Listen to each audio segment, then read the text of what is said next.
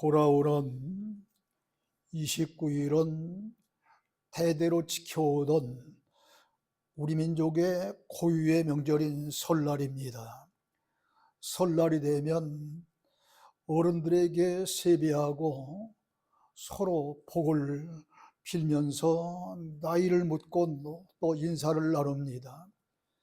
많은 사람들이 어렸을 때는 나이 한 살을 더먹는 것을 좋아하나 나이 들어 이제 노년이 되기 시작하면은 나이 드는 것을 좋아하는 사람이 아무도 없습니다. 그래서 그런지 어떤 사람이 왜 이 청월 초하루 날을 설날이라고 그랬는가 하고 물으니 서러운 날이어서 설날이라고 그랬다고 그런 말도 있어요. 나이를 한 살 더 먹는 허무감, 특히 그 옛날에는 누구나 다 가난과 고난 속에서 살기가 힘들었기 때문에 서로 어려운 삶을 나누다가 눈물을 흘리는 그런 서러움도 있었을 것입니다. 근데 근래에는 설날이 되면 아이들은 새 옷을 입고 세뱃돈을 받으면서 노는 날이기에 마냥 즐거워합니다. 그러나 삶이 어렵고 팍팍한 어른들은 아이들에게 나누어줄 세뱃돈 때문에 부담이 되는 날이 설날 같습니다. 어쨌든 설날이 되면은 나이 한 살을 더 먹습니다. 그런데 오늘 본문에 보면은 요셉이 그의 아버지 야곱을 인도하여 애굽의 바로 앞에 세우니 설날처럼 바로 왕이 이 야곱에게 묻기를 내 나이가 얼마냐 하고 묻습니다. 이 야곱의 11번째 아들 요셉은 평소에 그의 아버지로부터 사랑받는 그런 부인 가운데 라헬로부터 난 그런 아들이고 또 굉장히 총명하고 지혜롭고 똑똑한 아들이며 신앙이 좋았고 꿈이 많은 그러한 아들이 바로 11번째 태어난 요셉이었습니다. 그래서 형들로 하여금 많은 미움과 시기를 받아서 어느 날 마침 애굽의 태상들이 지나갈 때에 애굽의 태상들에게 팔림으로 말미암아 원치 아니하게 보디발이라고 하는 사람의 집에 들어가서 머슴과 같은 그런 생활을 하게 됐지만은 하나님의 은혜 가운데에 머슴의 신분에서 가정 총무로 이렇게 살게 됩니다. 그러나 이 요셉의 용모가 매우 아름답고 아주 지혜롭게 생겼는지라 이 보디발의 아내로부터 계속해서 동침의 유혹을 받습니다.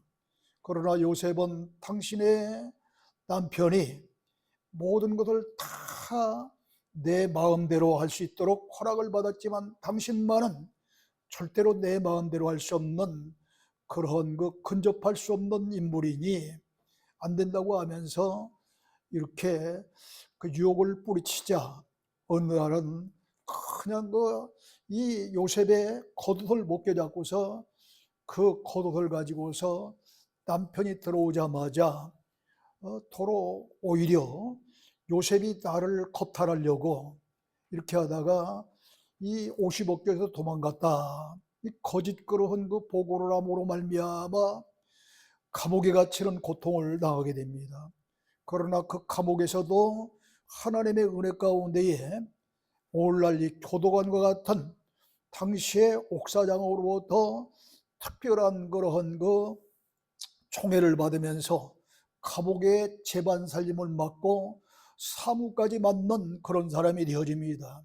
거기서 정치인들도 만나고 경제인들도 만나고 사회 저명 인사들을 만나면서 갖가지 그러한 지식을 쌓습니다. 그런 후에 놀랍게도 떡 굽는 관원장과 술 맡은 관원장을 만나서 그들이 해석할 수 없는 꿈을 잘 해석해 줌으로 말미암아 그가 더 훌륭한 사람으로 지칭이 되게 됩니다. 그리고 더 훗날 이제 바로 왕이 꿈을 꿨는데 전국에 있는 술사들을 다 모으고 해문가들을 다 모았지만은 바로 왕이 꾼 꿈을 해석할 자가 아무도 없는 거예요. 그때 마침 이 감옥에서 이런 그 꿈 해몽을 잘 받았던 그런 이 관원장에 의해서 이 요셉이 바로 왕 앞에 세워지고 바로 왕의 꿈을 해몽함으로 말미암아 그 해석을 듣자마자 참으로 지혜롭고 슬기롭고 똑똑한 사람이로구나. 이런 사람이 우리 애굽의 총리를 맡아서 나와 함께 협력하여 백성들을 다스린다고 한다면 얼마나 좋겠는가 하는 그런 생각을 가져서 이 요셉을 비록 저 이국 땅에 있는 이스라엘 사람이었지만 요셉을 자기 나라의 총리로 앉힙니다. 그런데 마침 총리로 들어서면서 7년 동안의 풍년이 들고 이어서 7년 동안의 대흉년이 듭니다. 7년 동안의 큰 풍년이 들었을 때에 전국 방방곡곡에 크고 작은 창고를 짓고 그때 생산된 그러한 거 양식을 비축해 두었다가 7년 대흉년이 들었을 때에 각 나라 모든 사람들이 다 애굽에는 흉년이 들었기 때문에 그 곡식을 사러 애굽으로 왔을 때에 그 창고에 비축해 놓았던 양식을 발목으로 경제적으로 아주 풍요한 나라가 되어집니다. 그런데 그때에 자기의 모국인 바로 이스라엘 들어온 야곱의 족속 70명의 가솔이 생각이 나는 거예요. 이들도 잘못하면은 이 흉년 동안에 굶어 죽지는 않을까 해서 아버지를 비롯해서 70명의 가족을 애굽으로 불러들입니다. 그렇게 해서 아주 살기 좋은 고센이라고 하는 땅에 머물게 하고 이 아버지 야곱을 지금 자기가 모시고 있는 바로 왕에게 지금 소개하는 거예요. 그때에 바로 왕이 내 나이가 얼마냐고 물으니까 네, 그 대답하기를 뭐라고 하냐면 내 나그네 길이 세월이 130년이다. 내 나이가 얼마 못 되니 우리 조상의 나그네 길의 연조에 미치지 못하나 험악한 세월을 보내었나이다. 아니 130년 살았으면 굉장히 오래 산 거 아니에요? 근데 내 나이가 얼마 되지 못했다 하면서 우리 조상의 나그네 길의 연조에 비하면은 그 연조에 미치지 못하고 나의 삶이 험악한 삶이었다고 고백합니다. 아마 이러한 그 이야기를 파로왕이 하면서 자기 아들 그런 요셉의 인도를 받아서 그 앞에 쓴 것을 생각할 때 이게 굉장히 감개무량했을 거예요. 형들에게 팔려서 애굽에 와서 파란만장한 그런 고통을 겪다가 총리가 된 것은 모르고 그동안 죽은 줄만 알았던 요셉이었습니다. 죽은 줄만 알았던 아들 요셉이 살아서 애굽의 총리가 되어져서 자기와 온 가족이 굶어 죽을 줄 알고 불러들여서 파로 앞에 자기를 소개하는 것을 볼 때 얼마나 감개무량했겠습니까? 이 야곱의 생애를 돌아볼 때에 그 파로왕 앞에 자기의 나이를 물었을 때에 내 나그네 길의 세월이 130년입니다.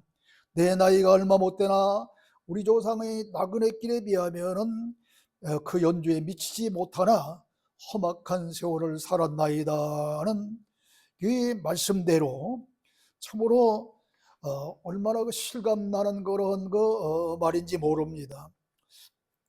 저도 이 야곱 같은 그런 생애를 살지는 못했지만 굴곡이 많았기 때문에 나이가 들면서 이 생각나는 찬송이 있어요. 지금까지 참 나 같은 죄인, 나같이 허물 많은 그런 삶을 하나님께서 지켜주시고 목회자로 만들어서 전국 방방곡곡을 누비면서 의의 말씀을 증거할 수 있는 저로 이렇게 세워주신 하나님의 은혜를 생각하면 너무도 감개무량해서 그 찬송이 아주 제 18번지가 될 것 같아요. 지금까지 지내온 것 주의 크신 은혜라 한이 없는 주의 사랑 어찌 이루 말하랴 차갑게나 주의 손이 항상 살펴주시고 모든 일을 주 안에서 형통하게 하시네. 근데 3절이 더 와닿아요 저한테. 주님 다시 배올 날이 날로 다가와 무거운 짐 주께 맡겨 벗을 날도 멀잖네. 나를 위해 예비하신 고향집에 돌아가 아버지의 품 안에서 영원토록 살리라. 사실 여러분이 우리 어머님 아버님 그 소천시에 가보셨지만 그 첩첩산골 거기서 대전으로 부산으로 서울로 또 고향으로 갔다가 더 그 산파대에 잘못하면 생명을 잃을 수밖에 없는 그런 그 고통을 겪다가 다시 산골짝 기도로 들어가서 3년 동안 썩어지고 또다시 서울로 와서 서울서 이사를 또 몇 번이나 다닌지 몰라요. 야곱만은 못했지만 참으로 험악한 삶이었습니다. 그런데 저뿐만 아니라 사실 우리 모두가 다 따지고 보면 험악한 세월을 살았습니다. 오늘 바로왕이 이렇게 험악한 세월을 살았던 그런 야곱에게 내 나이가 얼마냐고 물었을 때에 짧게 대답했지만 매우 의미심장한 내용이 이 속에 들어있는 것을 깨달아야 되겠습니다. 야곱은 그 인생이 나그네 생활이었다 그랬어요. 야곱의 생애를 보면은 이곳저곳으로 전전하는 나그네 생활이었습니다. 가나안 땅에 브엘사바에서 살던 야곱은 그가 장자권을 얻기 위해서 형을 속이고 아버지를 속이기까지 하는 바람에 그만 그 나중에 들통이 나서 결국은 이제 하란의 밧다람으로 피해서 망명객으로 살게 됩니다. 거기서 외삼촌이요 장인인 그런 나반에게 속아서 20년 동안 그 말할 수 없는 그런 고난 속에서 14년 동안 무료봉사, 6년 동안 사실상 유료봉사를 했다고 하지만 그때도 속고 속은 것이 10번이나 속았습니다.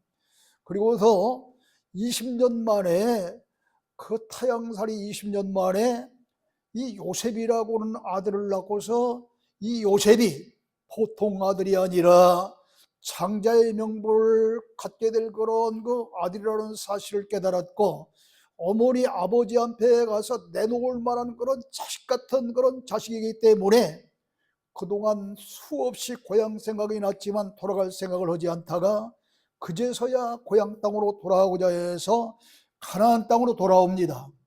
거기서 또 세겜 땅으로 헤브론으로 거기서 또 브엘세바로 거기서 또다시 이 요셉 아들의 초청을 받아 7년 대육년 때에 애굽으로 와서 일생을 전전하는 그런 나그네 생활이었습니다. 야곱뿐만 아니라 우리도 이 세상에 와서 사는 것이 사실 나그네 생활입니다. 나그네 생활에는 방랑자와 순례자의 삶이 있는데 방랑자의 삶은 정처 없이 목적도 없이 떠도는 그런 그 나그네 삶이 방랑자의 삶입니다. 그러나 순례자의 삶은 분명히 목적이 있어서 오가는 그런 나그네의 삶입니다. 그러므로 저와 여러분은 나그네 인생길을 살면서 방랑자의 삶을 살 것이 아니라 분명히 우리에게는 저 천국이라고 그런 그 목적 있는 그런 그 영생의 길을 향해서 이 순례자의 삶을 살 수 있는 저 여러분 되시기를 주의 이름으로 축원합니다. 야곱은 130년을 살았는데도 내 나이가 얼마 못 된다고 했으니 인생은 아무리 나이를 먹어도 짧게 사는 것 같고 실질적으로 짧은 것 같은 생각이라는 거예요. 지금 내 나이가 얼마 못 되니 우리 조상의 나그네 길에 연조에 미치지 못합니다. 야곱의 대답은 130년을 살고도 내 나이가 얼마 못 됩니다. 이것은 어른 앞에서는 겸손한 표현 같지요. 그러나 누구나 나이가 들어도 마음만은 젊어서 자기가 늙었다는 생각을 하는 사람이 별로 없어요.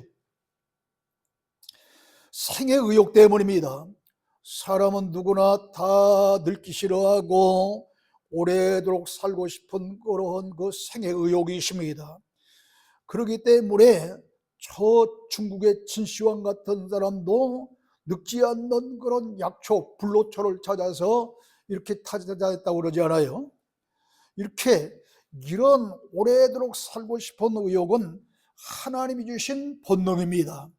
감사한 것은 하나님께서 누구에게나 오래도록 살고 싶은 의욕만 주신 것이 아니라 하나님의 뜻대로 사는 자에게는 영생할 수 있는 천국을 예비해 놓으셨다는 것입니다.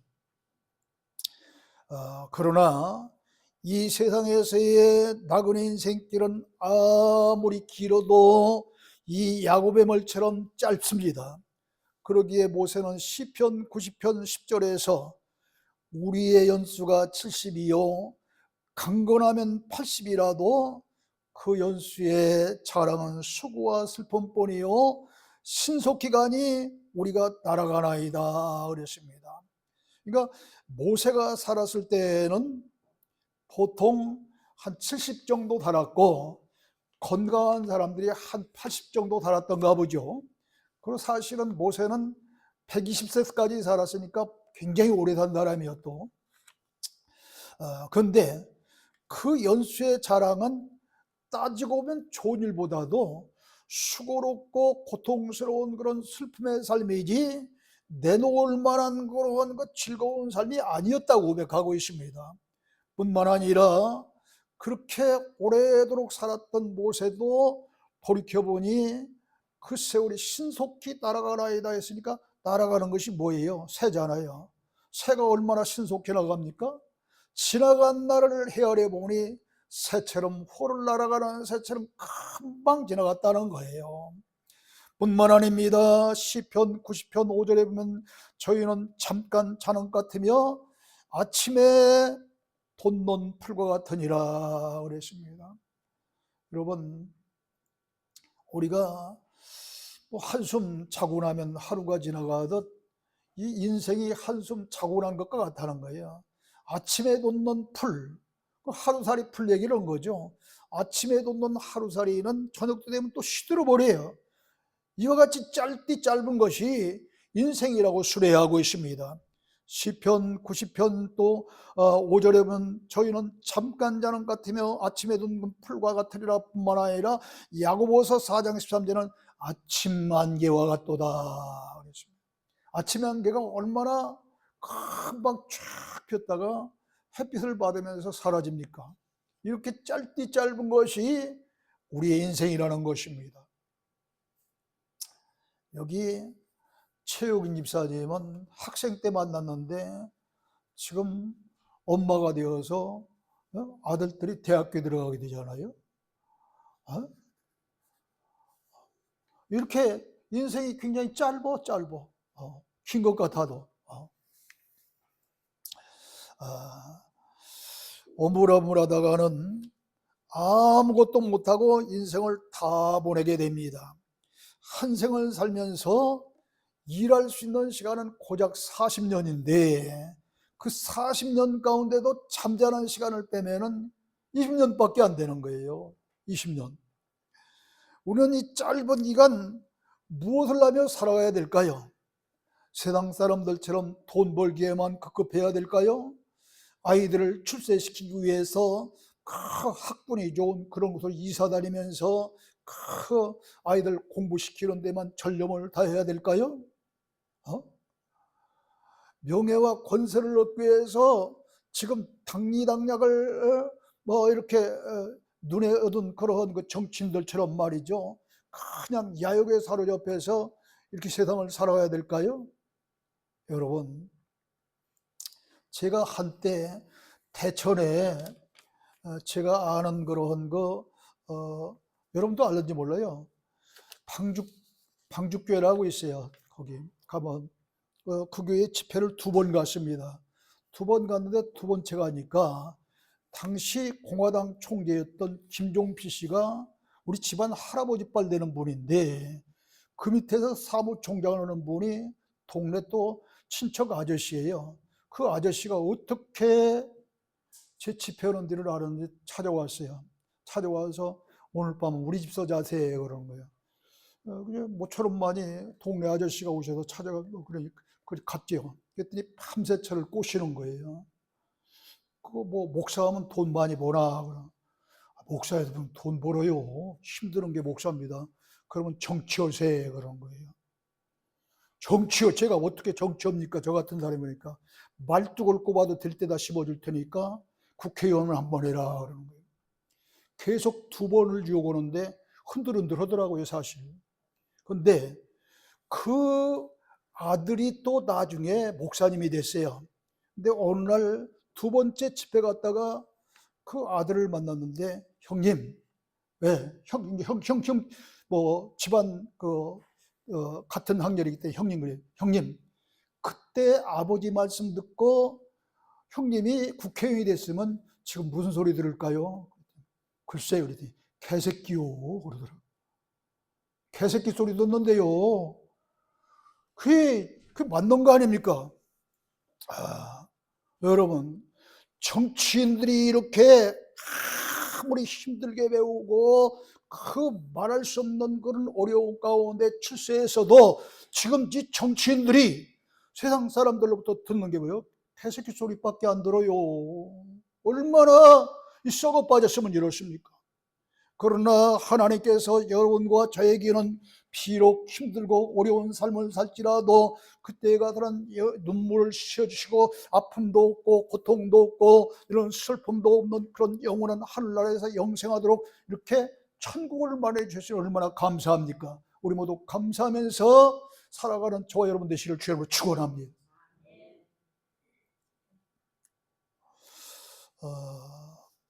여러분 구약성경 959페이지를 펴보세요. 전도서 12장 구약성경 959페이지 전도서 12장 1절로부터 7절 제가 한 절 여러분이 한 절 읽습니다. 너는 청년의 때에 너희 창조주를 기억하라. 곧 곤고한 날이 이르기 전에 나는 아무나 악이 없다고 할 해들이 가깝기 전에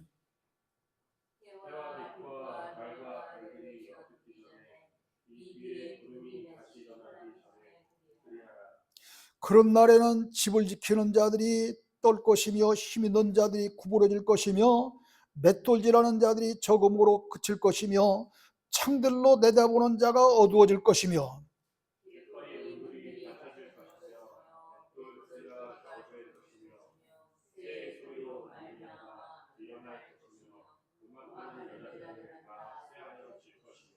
또한 그런 자들은 높은 곳을 두려워할 것이며 길에서 놀랄 것이며 살구나무가 꽃이 필 것이며 메뚜기도 짐이 될 것이며 정욕이 그치리니 이는 사람이 자기의 영원한 집으로 돌아가고 조문객들이 거리로 왕래하게 됨이니라.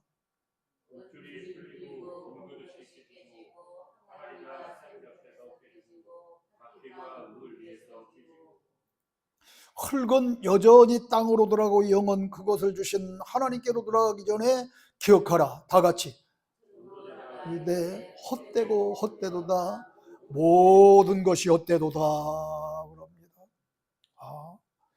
이 전도서를 쓴 사람은 솔로몬 왕입니다. 솔로몬 왕이 부귀와 영화를 누렸던 그런 왕인데, 이렇게 모든 인생은 끝장날 때가 있으니 참으로 아무리 부귀와 영화를 누리며 살았고 아무리 좋은 일이 있어도 헛되고 헛된 것이 사람의 인생임을 고백하고 있습니다. 그러므로 하나님 앞에 설 때에 이제 어떻게 설 것인지 미리 생각하면서 준비하라고는 경고장이기도 합니다. 야곱은 자기의 삶이 험악한 나그네 길이라고 이렇게 또 고백했습니다. 야곱의 생은 참으로 험악한 나그네 생활이었습니다. 형과 아버지를 피해 하란 땅에서 도피 생활을 했고, 그곳에서 외삼촌 집에서 사랑하는 나엘과 결혼하기 위해서 14년 동안의 무료봉사, 그 후에 6년 동안의 무료봉사를 했지만 이 외삼촌이요 장인에게 손길을 10번이나 해서 그런 생활을 했습니다. 그곳에서 나올 때는 외삼촌에게 쫓기는 그런 생활을 했습니다. 참으로 순탄치 못한 그런 험악한 세월이었습니다. 시편 90편을 보면은 17절로 되어 있는데, 한마디로 요약하면은 인생의 삶은 슬픔과 고통뿐이라는 내용입니다. 돌아보면 실패와 좌절, 병들어서 고생하다 끝내는 이별해야 되는 그런 그 불행한 삶을 사는 사람들이 얼마나 많습니까? 아니, 부모 잃은 고아, 또 이제 자녀 잃은 부모, 남편 잃은 홀보인, 또 아내 잃은 그런 호라비 등 외롭게 살아가는 사람들이 얼마나 많습니까? 그러기에 의지하고 믿고 나갈 분은 오직 하나님뿐인 줄로 믿습니다. 시편 37편 5절에 보니까 내 길을 여호와께 맡기라, 그가 내 마음의 소원을 이루어 주시리라 그랬습니다. 요한복음 14장 27절에 보니까 나의 평안을 너희에게 주노라, 내가 너희에게 주는 것은 세상에 주는 것과 같이 아니하니라, 너희는 마음에 근심하지도 말고 두려워하지도 말라 그랬습니다. 세상이 주는 평안은 잠시 동안입니다. 또 그 평안은 돈 있을 때, 어떤 그 좋은 일이 있을 때 잠깐입니다. 그러나 주님이 주시는 그 평안은 어떤 하시라도 성령께서 함께 하실 때는 평안한 그런 마음이 나를 지배하고, 이제 두려워하지 아니하고 겁내지 아니하고 하늘의 소망을 삼고 살아갈 수 있는 믿음의 용기를 주시는 줄로 믿습니다. 이게 하나님 주시는 마음인 거예요.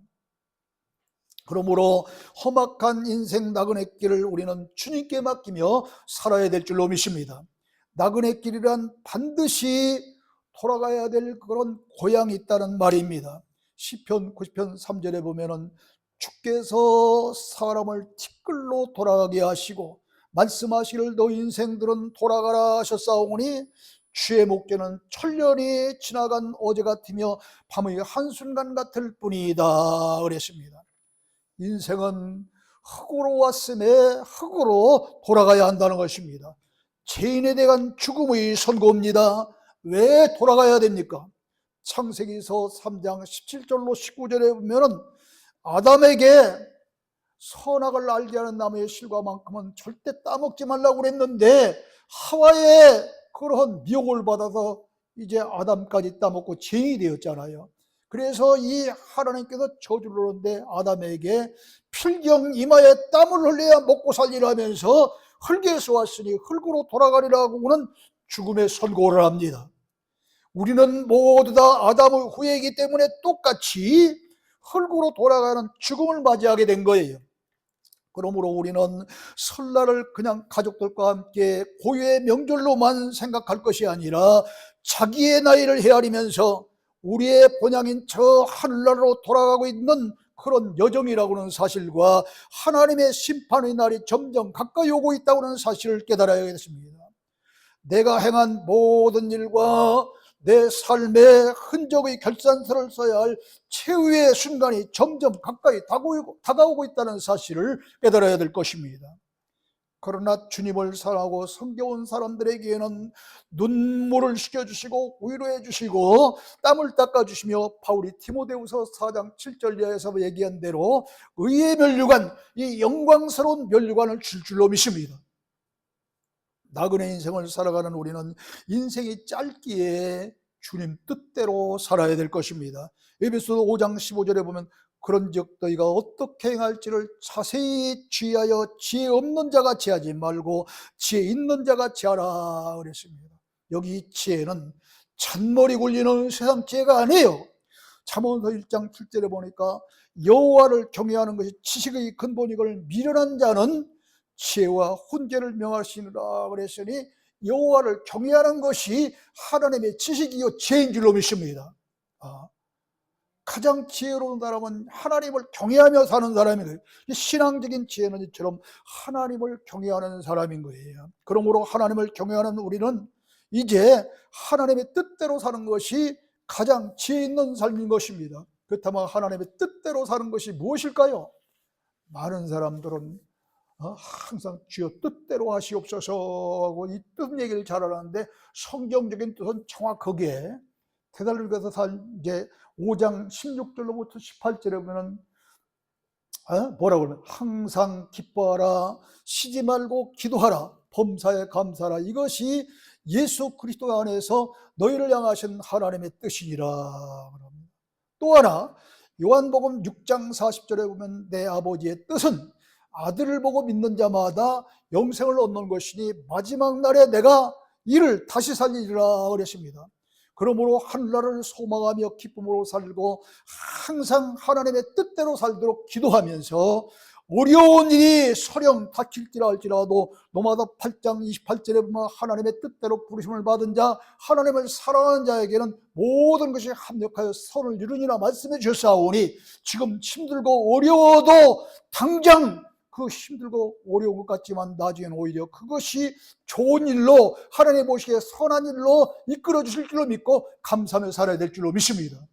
이게 하나님의 뜻대로 사는 거예요. 예수 믿는다고 하면서 날마다 찡그리고 그냥 근심 걱정하면서 사는 게 이건 안 된다는 거죠. 또 이 하나님의 뜻은 아들 예수 그리스도를 보고 믿는 자마다 영생을 얻는 것이니 마지막 날에 이를 다시 살리라 그랬으니 이 말씀을 이루기 위해서는 누군가 전도해야 되는 것 아닙니까? 그러므로 우리가 하나님의 귀한 말씀 들고 나가 전도하는 것이 하나님의 뜻대로 사는 일인 줄로 믿습니다. 요한일서 2장 17절에 보면 이 세상도 그 정욕도 다 지나가되 오직 하나님의 뜻을 행하는 자는 영원히 거하느니라 그랬습니다. 하나님의 뜻대로 사는 사람이라야만 영원히 하늘나라에서 거한다는 거예요. 그냥 우리는 예수 믿으면이니까 그냥 교회만 나면 되는 줄 알았는데 교회 나와도 하나님의 뜻대로 살아야 된다는 거예요. 하나님의 뜻대로. 그러나 지금 우리는요 이렇게 하나님의 뜻대로 하나님의 말씀대로 사는데 이게 믿음과 하나님의 뜻대로 이 신행일치, 신앙과 믿는다고 하는 이 신앙과 행함이 일치해야 천국에 갈 수 있는 것이지 입술은 아멘 찾고 입술은 믿습니다 하는데 행함이 없으면 이게 안 된다는 거 아닙니까? 그런데 놀랍게도 요한복음 1장 14절에 있는 말씀대로 말씀이 육신되어 오신 예수님은 이미 2000년 전에 감람산에서 성천하신 지 2000년이 넘어갔어요. 지금은 말씀이 육신되어 오셨기 때문에 그 육신이 이제 하나님으로 날아 올라갔으므로 말씀이 남았습니다. 그러므로 하나님의 귀한 말씀을 믿는 것이 예수 그리스도를 믿는 줄로 믿습니다. 근데 말씀도 말씀 나름이에요. 지난 시간에 말씀드린 대로 성전에서 이 성전 문지방 밑에서 흐르는 그런 물도 살리는 물이 있는가 하면 죽이는 물이 있듯이 성전에서 선포되는 말씀도 영혼을 살리는 말씀이 있는가 하면 오히려 영혼을 죽이는 말씀이 있다는 게 문제 아닙니까? 저 마라와 같은 그런 그 쓴 물, 이 쑥물이라고 하는 그런 그 하나님의 말씀, 이것이 이 비진리인 하나님의 말씀은 영혼을 죽이는 것이다 이 말이죠. 그러기에 계시록 8장 10절로 11절에 보면 셋째 천사가 나팔을 보니 햇불같이 타는 큰 별이 하늘에 떨어져. 강물의 3분의 1과 여러 물샘에 떨어진 이 별 이름은 쓴쑥이라. 하늘에서 큰 별이 떨어지는데 이게 실제 별이 아니라 그 이름이 뭐예요? 쓴쑥이라. 그래서 쓴쑥은 쓴물을 내는 거예요. 쓴물.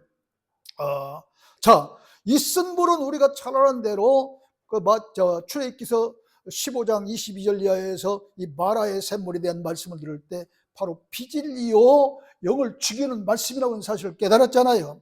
그런데 이런 그 순쑥이 내는 그 쓴물이 여러 물샘에 떨어지니 그랬어요.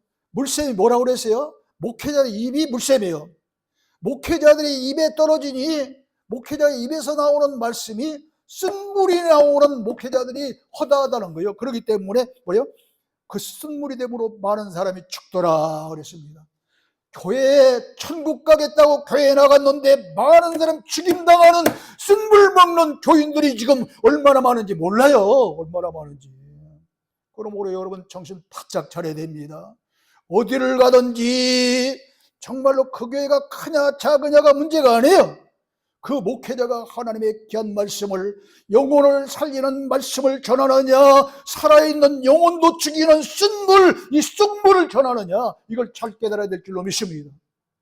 사랑하는 성도 여러분, 우리는 말라기서 3장 16절을 보면은 하나님께서요, 심지어는 성도들이 나누는 말까지도 기념책이라고 하는 그런 책에 다 적어 놓으신다고 그랬어요. 뿐만 아닙니다. 계시록 22장 12절에 보면은 여러분의 이름이 생명록에만 기록이 돼서 구원받을 자로 남는 것이 아니라 그 안에는 이 믿는 사람들이 어떤 그런 믿음을 살았는가 그 행위를 기록하는 행위록이 또 있다고 그랬습니다. 그리고 이제 22장 계시록 22장 12절에 가보면은 보라 내가 속히 오리니 내가 출상에 되게 해서 각 사람의 그가 행한대로 갚아주리라 그랬습니다. 괜히 이게 무서운 거예요. 믿음으로 구원받는다고 하는 데는 달콤한 말씀 같지만 여러분이 마음으로 믿고 입으로 시인한 정도의 믿음으로 이 귀한 구원을 받는 것이 아니라 행한 대로 심판을 받고 말씀도 살리는 그런 말씀을 듣고 구원받는 것이지 아무 말씀이나 듣고 구원받는 것이 아니란 말입니다. 그러므로 이제 설날이 올 때마다 그냥 지나지 말고 모세처럼 내 나이가 지금 얼마나 되었는가 이렇게 계수할 줄은 그런 지혜로운 사람이 되어져서 남은 생 어떻게 해야 하나님을 기쁘시게 하고 어떻게 해야 내 영혼이 살고 내 가족이 살고 이웃이 살고 친구들이 살 수 있는가, 이 사실을 잘 깨달으며 하나님의 뜻은 하나님의 귀한 말씀을 증거하는 전도의 삶이라고 그랬사오니 이 귀한 말씀을 증거하면서 전도하는 삶이 되어서 저 사도 바울이 마지막 때 뭐라고 그럽니까? 디모데후서 4장 7절에 보면은 내가 달려갈 길을 다 마치고 이제 선한 싸움을 다 싸우니 남은 것이라고 있다고 한다면 하나님이 예비해 주신 바로 의의 면류관이라 그랬는데 나뿐만 아니라 그날을 사모하며 기다리는 자에게도 이 귀한 면류관을 주리라 그랬습니다. 그러므로 바울뿐만 아니라 여기 앉아 예배드리는 저도 여러분도 바울 같은 신앙을 가질 때 영광스러운 의의 면류관을 받게 될 줄로 믿습니다.